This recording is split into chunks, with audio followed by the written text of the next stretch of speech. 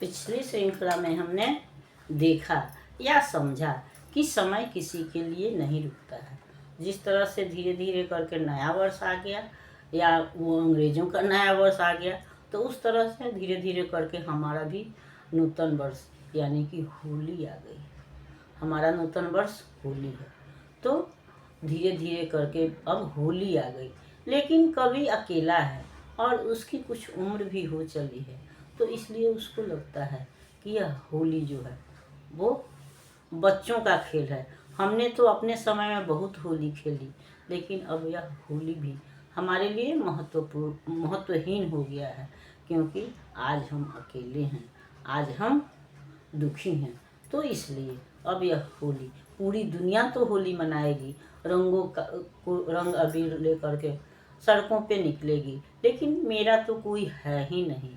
इसलिए वैसी स्थिति में मेरे लिए होली का कोई महत्व नहीं है।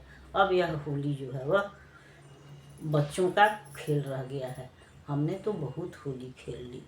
अब तब कभी कहता है खेल चुके हम फाग समय से। फाग का मतलब वही फगुआ गांव में तो कहते हैं, तो वही फाग जो है वह होली है।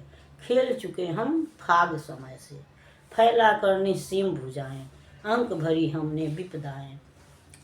होली ही हम रहे मनाते, प्रतिदिन अपने यौवन वैसे। खेल चुके हम फाग समय से, मन के दाग अमिट बतलाते, हम थे कैसा रंग बहाते।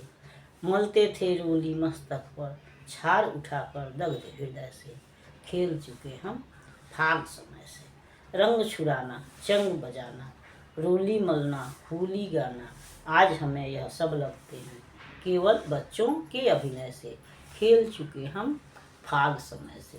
तो आज तक अब तक तो सारे लोग जो हैं वह होली जो है रंग गुलाल से खेलते हैं, लेकिन कभी क्या कर रहा है, कभी यह आँख मिचौनी जो है वह समय से ही खेल रहा है। समय का मतलब काल है, नियति है, तो वह उसकी होली तो अब समय के साथ हो रही है। क्योंकि अब उसने क्या किया, हम यह जानते हैं कि होली में लोग एक दूसरे के गले मिलते हैं। तो कभी जो है यहाँ हाथ बढ़ा करके, निस्सीम का मतलब है कि जिसकी कोई सीमा नहीं है, तो वह हाथ बढ़ा के आज किसके गले मिल रहा है, दुख के, विपदा हम जानते हैं, तो विपदाओं के गले मिल रहा है। वह विपदाओं को गले लगा रहा है, क्योंकि और इसके पहले तो वह यौवन वय में होली खेलता ही रहा है, लेकिन उसकी जीवन संगिनी जो है वह भी यौवन काल में ही बिछड़ चुकी है या मृत्यु को प्राप्त हो चुकी है। इसलिए वह कह रहा है कि अब तो हम इन दिनों में ही, युवा अवस्था में जब लोग की खुशी मनाते हैं, उत्साह से भरे होते हैं, वैसी स्थिति में हम क्या कर रहे हैं, हम दुखों को गले लगा रहे हैं। हम दुखी हैं, मैं दुखी हूँ, कभी ऐसा कहता है। इसलिए वह कह रहा है कि अब मेरे लिए रंगों का कोई महत्व नहीं है। अब तो मैं समय से होली खेलता हूँ, काल से होली खेलता हूँ। अब दोस्त या मित्रों से होली खेलने का कोई महत्व नहीं है। और हमारे मन में जो ये गहरे घाव हैं वो बतलाते हैं कि हमने कैसे होली खेली थी। कभी हम भी रंग लगाते थे, अबीर लगाते थे, खुश होते थे। और मनुष्य जितना खुश होता है या जिससे जितना गहरा लगाव होता है, उसके बिछड़ने पर दुख भी उतना ही गहरा होता है। तो कभी इसी को अभिव्यक्त करते हुए कहता है कि हमारे मन के जो दाग हैं, जो दुख है, ऐसे भी हमको रंग जितना गहरा लगेगा उसके निशान भी उतने गहरे पड़ेंगे, या उनको छुड़ाने में भी कष्ट भी वैसा उतना ही होता है। यह तो हम लोगों का अनुभव है।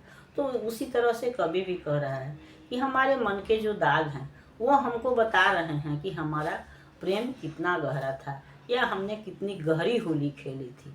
लेकिन अब उस समय तब हम क्या करते थे कि हृदय से राख उठा करके मस्तक पर, यानी कि क्या है, मस्तक पर, समय के मस्तक पर मलते थे। यानी कि अब हमारे हृदय में केवल ज्वाला है, जलन है, दुख है।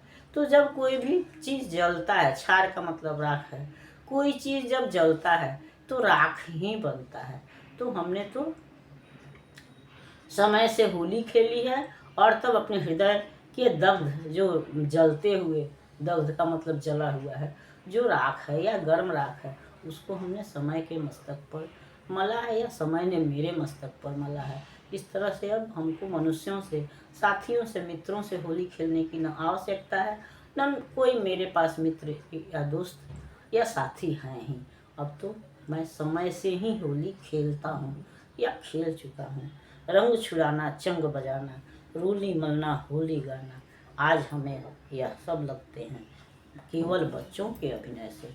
तो होली में रंग लगाया जाता है, चंग बाजे बजाए जाते हैं, लोग उछलते हैं, कूदते हैं, गलियों में उत्सव मनाते हैं। लेकिन आज एक तो बढ़ती उम्र के साथ भी ये उत्साह जो है वह धीरे धीरे हमारा कम होता जाता है। और अगर दुखी व्यक्ति है तो उसके लिए तो सब कुछ निरर्थक ही लगता है। कवि के साथ भी यही स्थिति है, कवि दुखी है और तब उसको लगता है कि यह सब बेकार है, यह सब जो है वह बच्चों के लिए ही है।